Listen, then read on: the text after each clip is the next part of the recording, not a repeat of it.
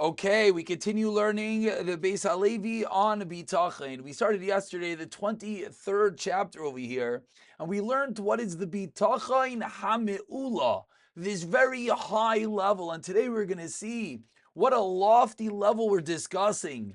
And it's important to remind ourselves. Rav David Sutton over here in the notes, in note A, goes at length to remind us that this is a very high level.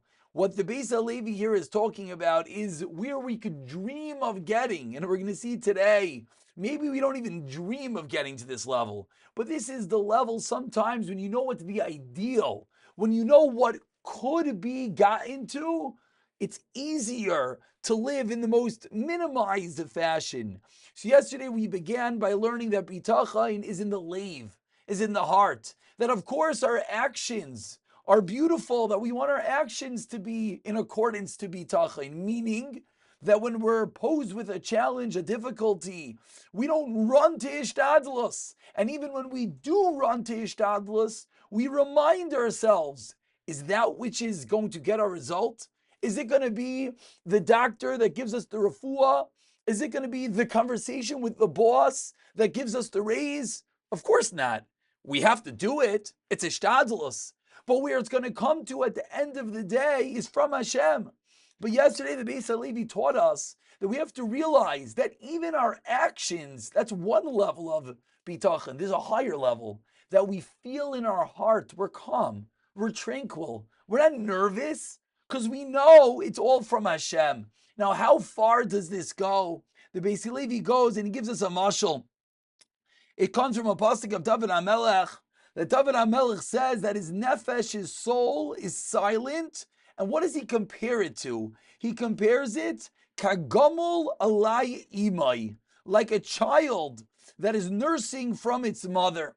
And the Bais Halevi says that this mashal of David HaMelech is really the height of bitachon. Let's read a few quick lines. Kagomul azeh samach al imai, like a child that is nursing from his mother. And he explains, V'derech hagamol, and the way of a child that nurses, Beisi gamloi mishtei imai, when it's nursing from its mother, ein loy ratzain gam la'achila. The baby doesn't even desire food. What does it desire? Yan lohurgel bayad kai. It's a little baby. It doesn't know what a steak is, doesn't know what an ice cream cone is. The only thing that child wants, the baby knows, mommy gives me food. And that's all it wants. That's its pure, sincere, simplistic desire. Says the Bais Halevi, David HaMelech is not David HaMelech alav hashalom. That's the level that David was at. Shebitel atzmei kol ratzain. And if we think about this, this is beyond. Not only to live that way, but he doesn't even think. And if we think about the mashal, it can help us understand the height of bitachon. Think about it. A baby, you could give that little infant, you could show it ice cream, you could show it steak, all the amazing things that we like. The baby has no interest. The only interest the baby has is to nurse from its mother, because that's all it knows, and the baby knows that's the only area that's going to give its food. So when we think about bitachon, we realize that is the loftiest level. And this is something, the more we think about it, and every teeniest little bit, it gives us more yishav adas. Because every little bit we can realize that it's 1,000,000,000% dependent upon Hashem is another little bit that we know is not in our hands. And he continues and he ends this chapter by teaching us that we have to always think and be makabel b'simcha. Because with this attitude, is there a reason to be aggravated? What am I getting aggravated about? Is there a reason to be distressed? What am I getting distressed about?